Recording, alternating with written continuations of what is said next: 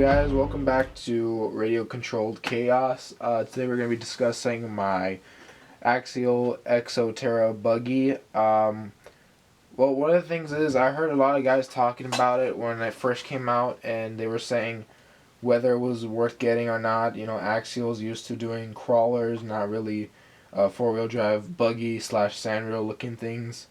I got it because it's kind of a unique car. Due to the fact it looks sick as hell, there is some things in it that I would like to discuss to you guys about today that I've done to it.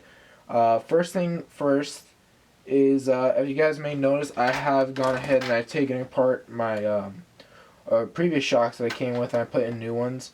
These are from actually STRC, really nice stuff. They have the aluminum orange anodized shock caps with gunmetal bodies threaded. They're pretty nice. They're more than pretty nice. They're actually really nice. I like them a lot. They work really good. They don't bottom out. I'm still using stock shock oil, the heaviest weight they got.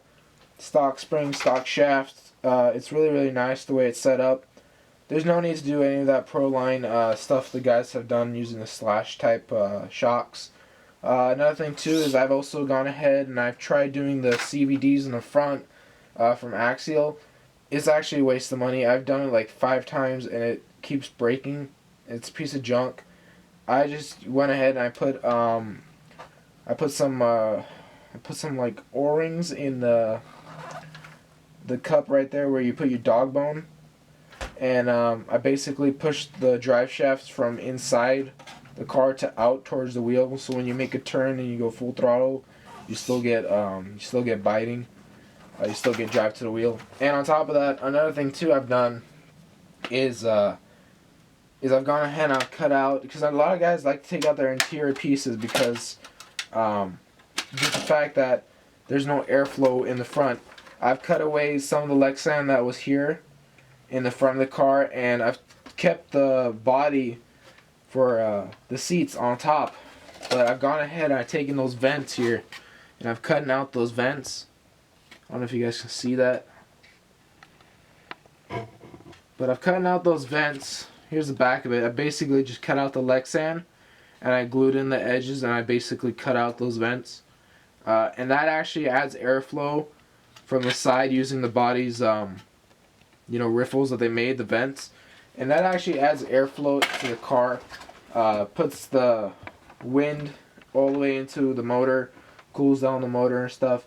The motor I'm running in it is the Castle Creations SET Sidewinder. A lot of guys use this, a lot of guys hate it. Personally, it's $90, you can't beat it. It's a great motor. It's also the same one I'm running in my Rustler. I bought 4 of them on sale, so I might as well just throw one in here, you know. But as far as it goes, it's a pretty nice motor. The one thing I do have is ESC problems.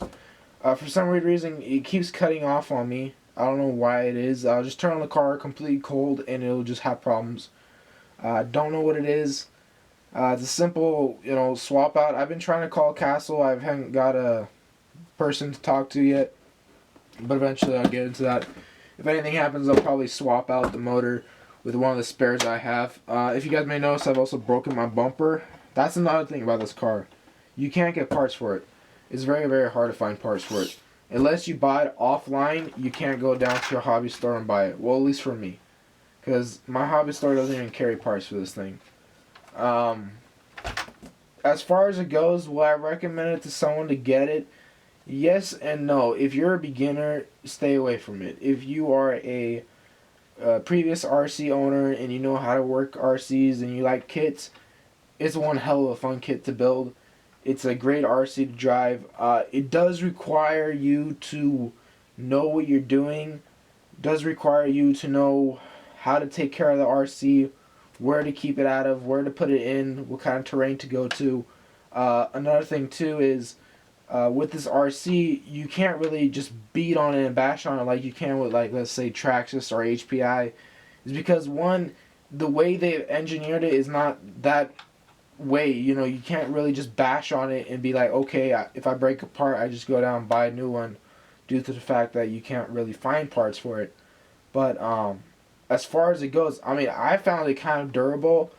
But again, I haven't really beaten on it that much because I'm scared if I break a part, I might not find another part for God knows how long. So let me know what you guys think about this project, where it should go, if any comments on it, what I should do with it. It's kind of looking just plain, you know, using this copper color. Just let me know what you guys think about it. I appreciate you guys' comments. Subscribe. Let me know what you guys think about it. Thank you.